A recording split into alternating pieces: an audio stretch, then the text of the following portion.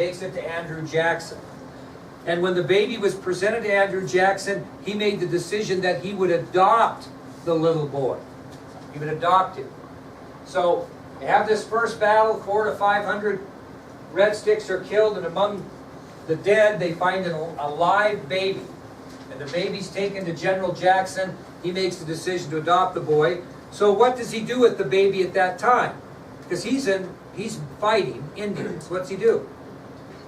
He sends a messenger back to take the child back to Nashville, where his wife will begin to care for the child until he gets back, and then they will raise the baby for the rest of his life. So Jackson then sends this child back to Nashville with one of his men, where his wife will take care of the child until he returns, which they did, raised him. Unfortunately, the poor little guy died at the age of 15 of tuberculosis. But they did raise this Indian child from the time they found him at this first conflict between the Red Sticks and the Tennessee militia until he died at the age of 15 of TB, or tuberculosis. So if you picture this in your mind, they have this first battle. They spend several months fighting these Red Sticks, trying to get them under control. And finally, we're going to have a final conflict with the Radical Creek tribe, the Red Sticks, and somebody's going to come out victorious. More than likely, because this is a history class, who's coming out victorious? Jackson and his militia. But they've been fighting back and forth, and finally, both sides prepare themselves for a final battle. And this battle is going to take place in the Mississippi Territory, which is in this time in present-day Alabama. So it's in this area here, even though this, because the state of Mississippi's here and Alabama's here, this really was called the Mississippi Territory, but really the battle took place in what is present-day Alabama. Okay? And it's going to be fought near the Tallapoosa River at Horseshoe Bend in the Mississippi Territory. So the exact battle site, this final conflict between General Jackson's Tennessee militia and the Red Sticks, is going to be fought near the Tallapoosa River at Horseshoe Bend in the Mississippi Territory.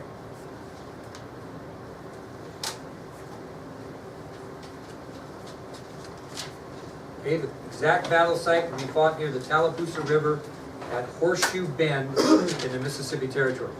Now, this is kind of interesting that Indians would do this, but they did. So at Horseshoe Bend, which is an area, and what's going to be running near Horseshoe Bend? Tallapoosa River. 1,000 Red Sticks, had constructed a barrier fortification, kind of similar to the philosophy that Jackson took later in the War of 1812.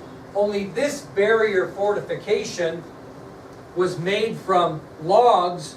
It was 8 feet high, and they cut portholes in the fortification for what?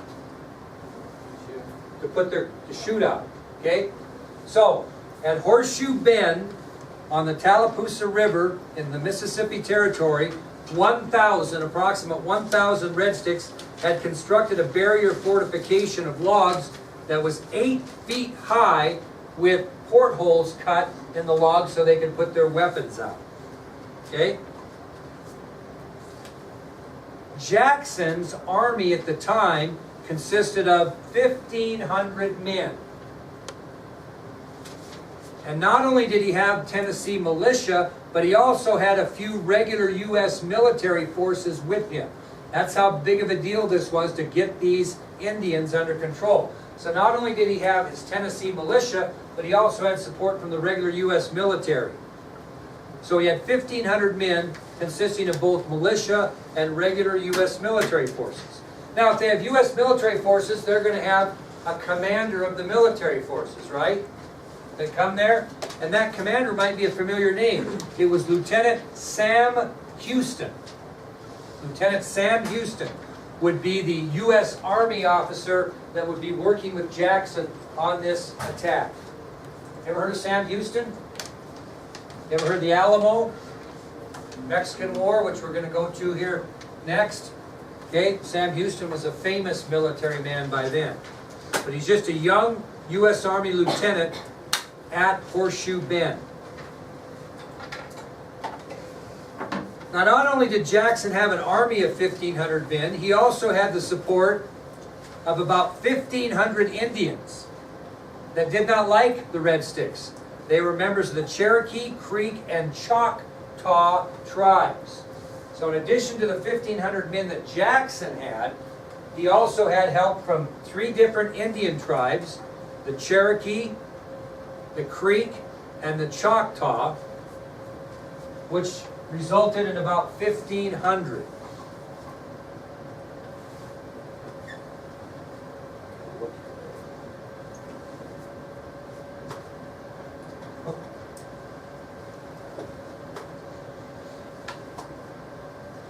Okay?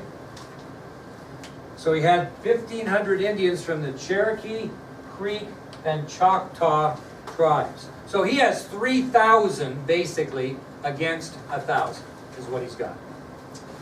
Well, on March 27th, 1814, on March 27th, 1814, the Battle of Horseshoe Bend began. March 27th of 1814, the Battle of Horseshoe Bend began. Anybody remember when those assaults were at the New Orleans? January of 18. So this is just, not too far before he's then going to march to New Orleans again, okay? Well, on March 27th of 1814, at 10:30 a.m. in the morning, Jackson's 2 cannons begin to batter the log fortification that the Indians were hiding behind. At 10:30 a.m. on March 27th, 1814, Jackson's cannons that he was equipped with started to batter the log fortification which the Indians were behind, which had, by the way, very little effect. That's how well this fortification was built. So at 10:30 a.m. on March 27th, 1814, Jackson's 2 small cannons battered the log fortification, which had little effect on the walls. Okay, I'm not sure how good this will be to scale, but I'm going to give it a shot here. So while Jackson was putting the bombing, so to speak, on the walls of the fort, and the river's running in this area here, what do you think those Indian allies that Jackson has, what do you think they're doing? They're crossing the river downstream, and they're going to get behind the fortification and try to distract those 1,000 Indians so they're not just looking forward. Now they got to pay attention to their rear. Okay? So these Indians are attacking from the rear while Jackson is shooting cannons into the fortification from the front. Well, this obviously is going to take some men from here to go where? Okay, they got all these men lined out. Some of them are going to have to go back this way and repel this assault by the Indians, right? Well, when the Indians distract the Red Sticks by attacking from the rear, Jackson then takes his main army and he has them attack straight into the fort. So here comes Jackson with his ground assault. Okay, he shot cannons in there to loosen them up a little. And after the Indians get behind and distract him and force men out of the fort to the back end, Jackson then launches his main army against the heart of the Red Stick fortification. Who leads this assault? Not Jackson, but Sam Houston. So Lieutenant Sam Houston leads this frontal assault, and he is severely wounded during the attack. He was shot, he was sabred, and he was wounded by arrows and dragged off by his men. He led the assault, and he was shot up badly. And it looked like he was going to die of his wounds, but obviously he must not have, because he comes into history during the Alamo. Remember the Alamo. So even though he was severely wounded during that initial assault, in which he was shot, sabred, and wounded by arrows, when his men dragged him off, he actually survived this battle. Well, it took 5 hours of fighting when, by the time General Jackson's men finally managed to force themselves across the top of that 8-foot red stick barrier. They fought for 5 hours. 5 hours.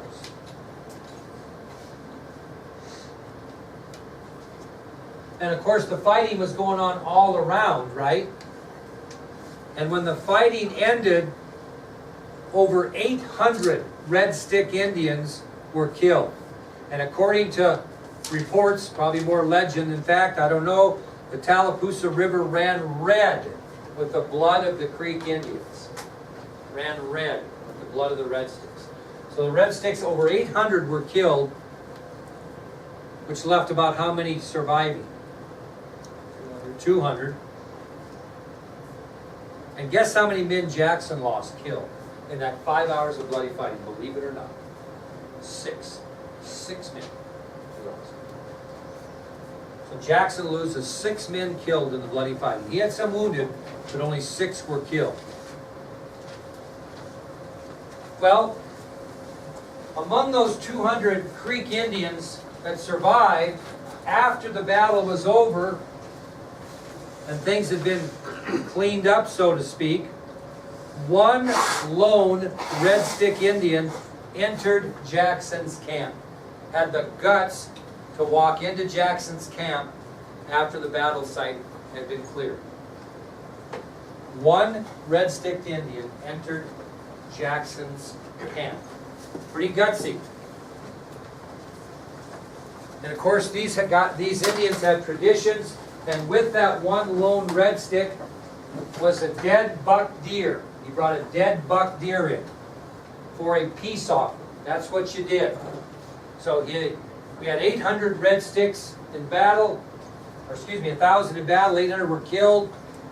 When the smoke cleared and things were cleaned up a bit, as Jackson's back in his camp, one lone Red Stick Indian enters Jackson camp and offers a peace offering, a slain buck deer. General rules of this is, if the peace offering is accepted, the man goes free. If the peace offering is not accepted, the man does not go free. Anybody want to guess who that lone Red Stick Indian was that brought that slain buck deer into camp as a peace offering? William Weatherford, who had survived. Now here's probably why Jackson accepted his peace offering and let him go. What do you think it'd take Jackson to let him go and accept his peace offering, Hunter? What do you think William Weatherford was going to have to do for Jackson to show that gesture? What's that? Well, he's already bringing the buck deer in for peace, but what's the attitude of Weatherford going to have to be for Jackson to let him go? What's that? Apologetic. What else maybe? I'll write this down here. What else might it be? Humble, saying, I'm sorry I fought you, should have quit earlier. Just the opposite. Weatherford came in and told General Jackson if he had 800 more men, he'd still be fighting. Jackson liked that. It showed courage of a leader. And as a result of that, he admired Weatherford for having the guts to come in with that peace offering and ask for peace, even though his attitude was, if I have 800 more men, I'd still be out there fighting. Jackson really admired that leadership and courage, and he honored Weatherford in defeat. As a defeated commander, accepted his peace offering and let him go.